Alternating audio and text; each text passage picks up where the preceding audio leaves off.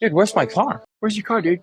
Hello and welcome back to another episode here on TrekHammer, where we're reviewing every single episode of Star Trek from beginning to the modern age in order, with a few exceptions, like when a new show comes out. And today we're looking at Star Trek Strange New Worlds, Season 4, Episode 3, Human Best Friend.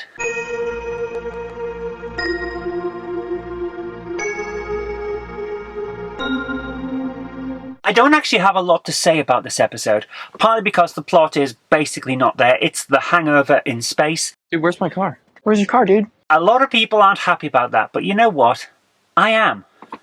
We have been asking for years now, ever since the new 10 episodes and done series style came in, for a proper character episode where a character's relationship with another character is explored a bit. And that's exactly what this is. So, no notes on that. It was a chance for this cast to be a bit silly. It's a bit like when they did stuff like Shore Leave in the original series, and I have no problem with any of that. It felt more like a Lower Decks episode than a Strange New Worlds episode, but at the same time, I liked Lower Decks. It was silly. It didn't advance the plot, but it did advance the characters. So, all in all, no notes on that one. Now, what actually happens? Well, it's a bit silly. Two characters wake up with no idea of how they got into the situation they're in. They're looking for their space shuttle. One of them has the control chip hidden in a plaster cast, but doesn't know it because they can't remember what's happened. And it just keeps going like that. And it's all about character development of these two characters that can't get along. One of them is a headstrong pilot, the other's a headstrong engineer. Both of them have a bit of a clash of personalities because basically at the end of the day they're the same person from different angles.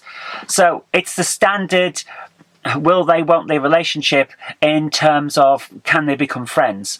And that's perfectly fine. It's a standard style of writing, it's a standard trope, and it played out pretty well.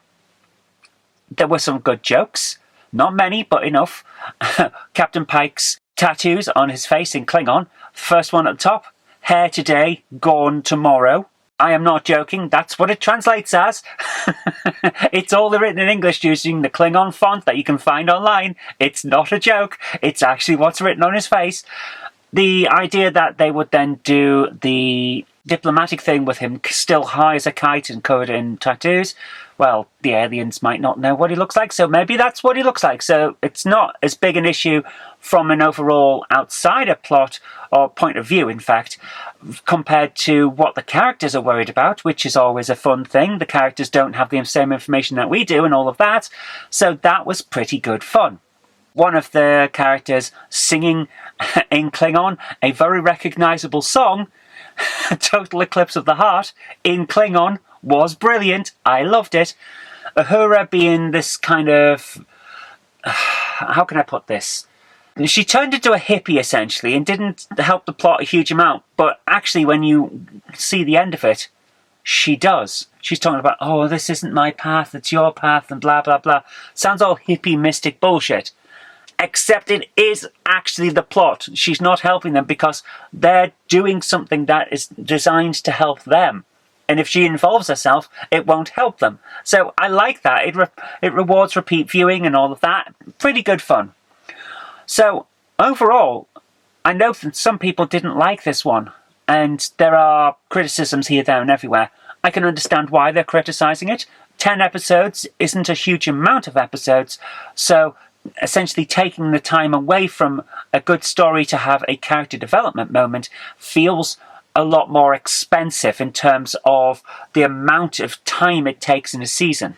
I understand all of that, but it is what we've been crying out for all this time and they finally gave it to us.